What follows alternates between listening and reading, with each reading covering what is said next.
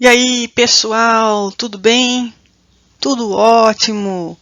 Partimos hoje para mais uma aula de literatura, língua portuguesa. Vamos falar aí sobre um escritor muito famoso, Luís Vaz de Camões, nosso querido Camões.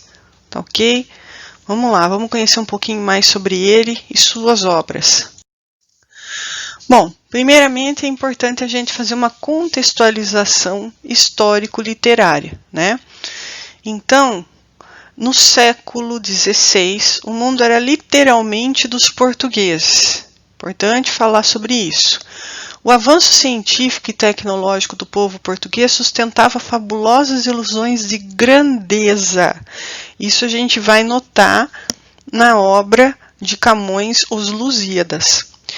Nesse contexto, era natural celebrar em literatura os feitos da nação. Os portugueses tinham se afirmado já como nação imperial, mas faltava à língua portuguesa um idêntico prestígio no plano internacional. Então, a gente vê aqui, que dentro dessa contextualização, histórico-literária, quem que contribuiu para isso? O sonho e a concretização dos descobrimentos portugueses ficaram a dever-se ao infante Dom Henrique, Dom Manuel I e a Vasco da Gama. O enaltecimento ou elogio dos descobrimentos portugueses já ficou a cargo de quem? Luís Vaz de Camões, nosso querido Camões aqui. E isso vai ficar muito forte, é retratado aqui na obra Os Lusíadas, tá? O infante Dom Henrique foi o grande projetista das descobertas. Já Vasco da Gama, o que ele fez? Comandou a expedição à Índia e Camões perpetuou-a em verso, tá? Então aqui, Luís Vaz de Camões, não se sabe ao certo, tá? Não tem-se uma data correta de seu nascimento e morte. Então, colocam-se, que foi de 1524, o ano do seu nascimento, e a sua morte foi em 1580. Ele nasceu em Lisboa, como a gente já sabe, Lisboa ficava e fica em Portugal, e ele pertenceu, suas obras são caracterizadas por pertencerem ao período do classicismo. Então, vocês lembram, a gente está na Idade Moderna, Renascimento. Dentro do Renascimento, nós temos um movimento literário. Esse movimento literário é, neste determinado momento, o classicismo. Lembra? Que aí deixou de ser teocentrismo, passou a ser antropocentrismo, então o homem no centro. O humanismo, exaltar as características humanas, também ganhou grande repercussão, e por aí vai. Bom, vamos falar um pouquinho mais do Camões hoje, essa aula é para ele. Então, ele nasceu em Lisboa, ele era filho de Simão de Vaz de Camões e Ana de Sá e Macedo. Ele, galera, pertencia à alta nobreza, tá? Então, em 1527, a gente vai estar vendo aqui que ele mudou-se de Coimbra para Lisboa. Mas foi porque ele quis? Não. O rei João III, mais a sua corte e a família de Camões, que era envolvida com essa alta nobreza aí, se mudaram todos de Lisboa, de Coimbra para Lisboa, devido à peste que estava acontecendo naquela época. Então aí você vê que ele pertencia, a essa alta nobreza. Já em 1537 ele iniciou seus estudos em teologia, mas não levou adiante, porque ele sempre levava uma vida desregrada, a gente vai estar vendo isso mais adiante. Em 1544 ele disputou o sarau de torneio poético com o Juan Ramón. Aí, o que aconteceu? O Juan Ramón, ele se sentiu ofendido por causa dos versos de Camões e acabou acontecendo um duelo aí entre eles. E o espanhol acabou sendo ferido por Camões e Camões foi preso. Mas ele ficou preso? Não, ele foi perdoado.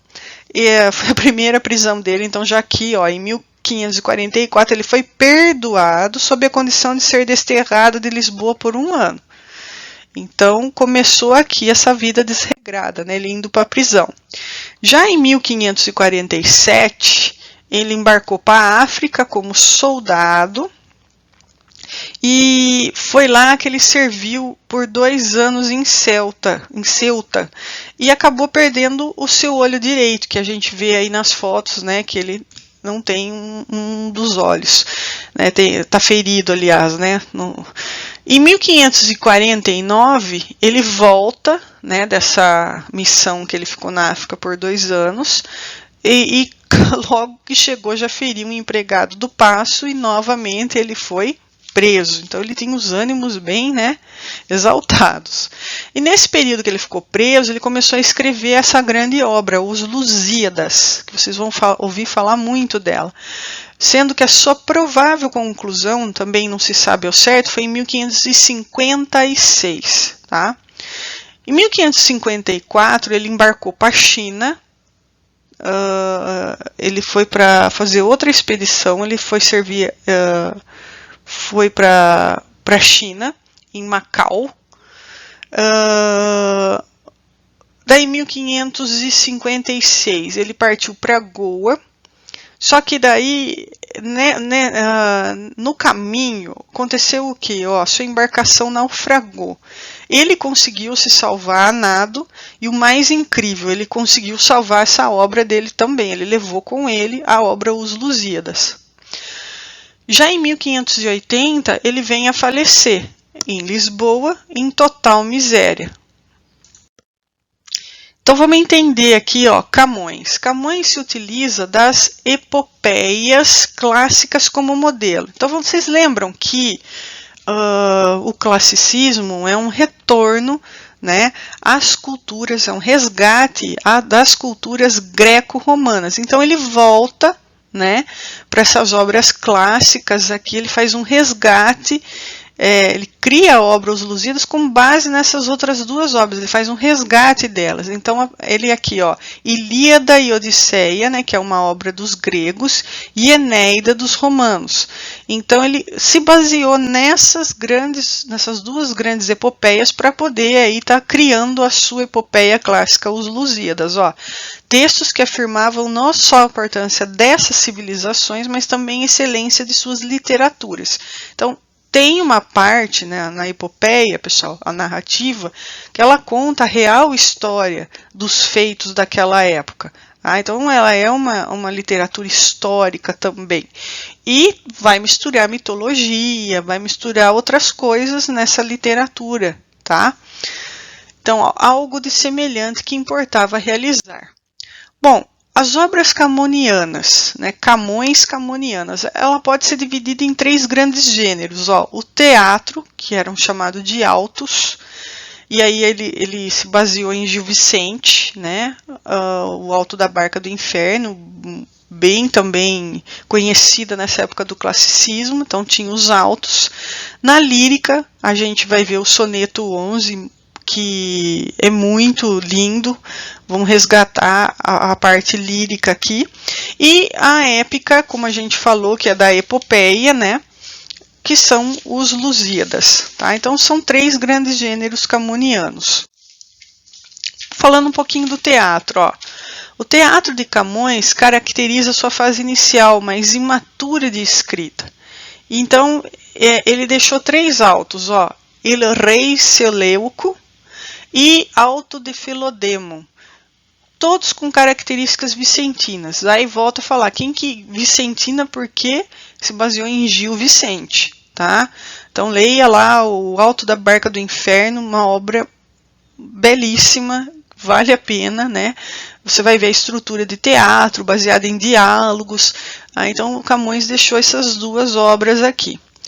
E já a outra seria Anfitriões, que já possui uma característica moda clássica. Tá? Já não é tanto aqui baseado no Gil Vicente. Então agora nós vamos falar um pouquinho sobre a lírica camoniana. Tá? Na lírica camoniana, um dos temas centrais aí vai ser, né, o conflito do amor sensual versus o amor espiritual, que é o amor platônico. Mais adiante a gente vai estar vendo aí essa definição de Platão, que acabou sendo utilizada aí por Camões, tá? E uma característica muito importante nessa época foi que houve a transição aqui, né, a mudança da medida velha para a nova. Surgiu os versos decassílabos, que a gente vai estar vendo isso em sonetos. Então vamos ver.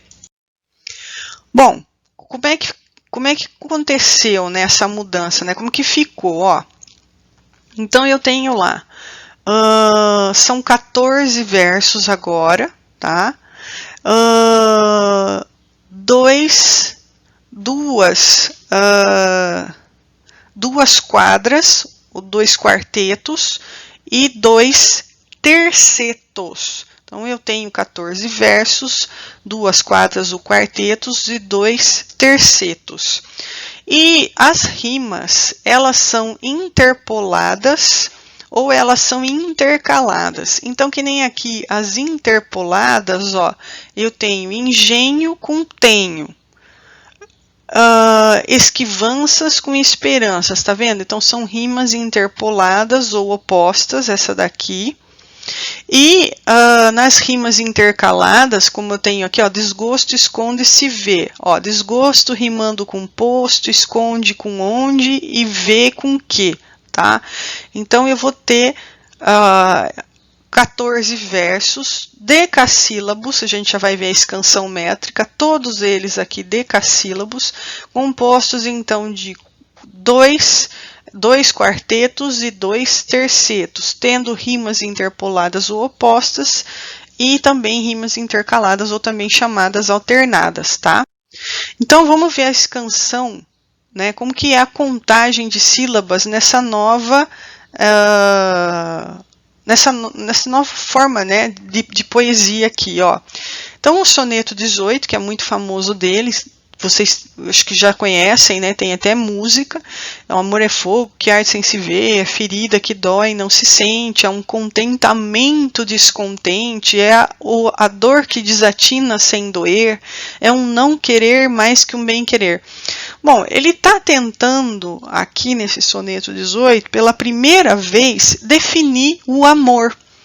E isso é uma característica, né, do Renascimento, também do classicismo, porque até então o amor nunca tinha sido definido, e aqui ele foi definido. E vê que ele, ó, é escrito ainda com letra maiúscula, né, o amor, ó, ao longo do poema, como se fosse uma pessoa. Então está tentando fazer a definição dela. Isso é uma característica do classicismo, do Renascimento, que tem a ver com o quê? Com o racionalismo. Lembra? Razão versus emoção aí, né? Então ele está tentando racionalizar a definição de amor. Bom, entendendo, né, que esse soneto se trata disso, né, da definição de amor através da razão, como é que eu faço a escansão métrica para ver que tem 10 sílabas em cada estrofe aqui nos 14 versos, né? Eu vou ter aqui, ó, primeiramente separar as sílabas, tá? Então, amor é fogo, quear, é o 6, ó, arde sem se ver. Tá, separei as sílabas. Une as sílabas que causarem encontro vocálico. É o caso aqui, ó, do E com o A, né? Então, quear, encontro vocálico, lembra, encontro de 2 vogais. Se no encontro vocálico ambas sílabas forem tônicas, não haverá união. Não é o nosso caso aqui. Elas não são tônicas, né? Quear, ar, o ar está mais forte. Conta-se só até a sílaba tônica da última palavra. Então, a sílaba tônica aqui, ó, ver, tá? Às vezes para aqui, então você tem que ir fazendo a divisão, né? Tem que dar 10 sílabas versus decassílabos. Estão lembrados? Essa é a nova característica. Então, abandonou aquela redondilha menor de 5 sílabas, redondilha maior de 7 sílabas, e agora a gente entra aqui com versos decassílabos. Essa é a grande mudança aí, né, que a gente tem que destacar, tá? Então, isso é a escansão métrica. Então, separa as sílabas contando até 10. Tá? Lembrando que a última vai até a sílaba tônica. Bom, Camões e Platão. Né? O que Platão interferiu tanto aí em Camões? Vamos entender. O amor no ideal platônico, então, de acordo com Platão, não se fundamenta no interesse material, mas na virtude. Platão defendia que o verdadeiro amor nunca deveria ser concretizado. E por quê? Porque quando se ama, tende-se a cultuar a pessoa amada com as virtudes do que é perfeito. Então você só olha o perfeito, você não vê defeitos. Tá? Quando esse amor é concretizado, quando você consegue conquistar a pessoa, você passa dessa fase de encantamento, aí surgem o quê? Os defeitos do caráter da pessoa amada. Daí ele deixa de ser platônico, ele deixa de ser espiritual, ele deixa de ser essa perfeição. E daí já não é mais amor, tá? Então o que você amava, na verdade, eram as virtudes da pessoa, ele se fundamenta nisso. A constante tensão entre esses dois polos gera uma angústia e insatisfação da alma humana. Então aqui, como Platão fez a definição, né? Ele usou no seu poema amor com letra maiúscula, porque ele falava do amor que era superior, que era perfeito, e tão perfeito que ele era divino. Já o amor com letra maiúscula subentende o quê? Que é um amor físico com conotação sexual, né? Superficial, humano. Então, que tem imperfeições, diferente desse outro amor que é o amor puro, né? Aquele amor que a gente não vê, tudo é perfeito no outro, tudo. Bom, agora a gente vai falar um pouquinho, né, deixar a lírica de lado e falar do tema epopeia, e não pode deixar de destacar dentro dessa epopeia, que é uma narrativa, né, contar uma história que realmente aconteceu, né, as descobertas marítimas, aí a gente vai estar vendo que é o tema dos portugueses, e só que ela é enaltecida, né, com vários fatos fictícios, heróis, mitologia. Então a gente entra aqui na epopeia, citando então como obra os Lusíadas. Então aqui, poema épico destinado a cantar, celebrar feitos grandiosos, reais ou fictícios, ou seja, que não existe, praticados por heróis fora do comum, num estilo elevado, ou seja, coisa que não dá para acontecer na realidade. Os heróis reais, ou mais frequentemente míticos, né, da mitologia, têm normalmente representatividade coletiva, exprimindo valores, sonhos e capacidade de realização do povo ou um grupo étnico a que pertencem. Então aqui, né, a epopeia, os Lusíadas, a capa do livro, que muito provavelmente foi publicada lá em 1572, tá? Bom, pessoal, vamos falar um pouquinho então da obra Os Lusíadas, né, quanto à sua estrutura externa, ok? Então vamos lá. É uma obra composta por 8.816 versos decassílabos. Dá para imaginar? É gigante. Organizados em oitavas e divididos em 10 cantos. Lembrando que todas as 1.102 estrofes seguem o mesmo esquema de rimas, que é AB, AB, AB, CC. Quanto à sua estrutura métrica, já foi mencionado aqui, tudo escrito em versos decassílabos, ou seja, que tem 10 sílabas. E as rimas, elas são cruzadas nos 6 primeiros versos e emparelhadas nos 2 últimos. Muito interessante, né? Vamos seguir então. Bom, agora a gente vai falar sobre os Lusíadas no que tange a sua estrutura interna, tá? Então, tratava-se, né, do tema A Viagem de Vasco da Gama em Busca da Índia, que foi realizada entre 1497 e 1498.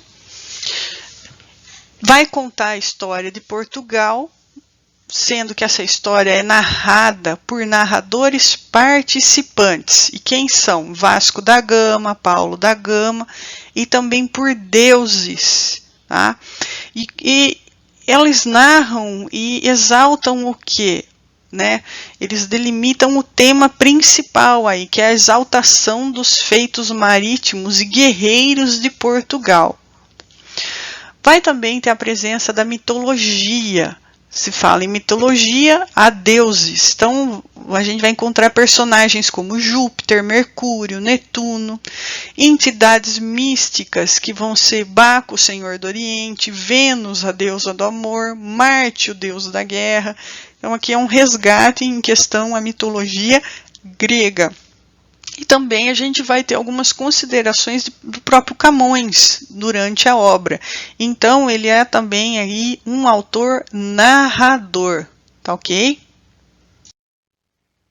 Bom, falando agora um pouquinho de como que o poema está dividido. Ele é dividido em 5 grandes partes, tá? A primeira é a proposição, na qual Camões declara o assunto que vai ser tratado. E qual é? Ele trata das navegações, ele fala sobre os reis, sobre heróis, né? Principalmente da mitologia grega, história dos portugueses, ele vai contar aí a história dos portugueses.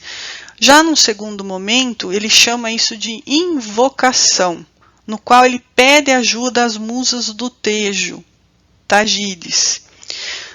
Aí tem um terceiro momento, que é a dedicatória. A quem ele dedica toda essa epopeia? Ao rei Dom Sebastião. E o quarto momento é uma narrativa, que ele vai estar contando aí então a viagem de Vasco da Gama, que é, né, um grande feito aí dentro da história portuguesa. E para fechar, a última parte é a chamada de epílogo, onde ele encerra o poema. Lembrando que essa epopeia, a ação dela começa em média em res. O que é isso? Anota aí, é que começa do fim para o começo, né? Tem uma volta. Qual que é o objetivo disso? Colocar o leitor, perante episódios suscetíveis de lhe captar imediatamente a atenção. Então ele usou dessa estratégia, né, para chamar a atenção do leitor aí à sua obra. E aqui estão os 10 cantos, né, e os temas que foram abordados em cada um deles, tá ok?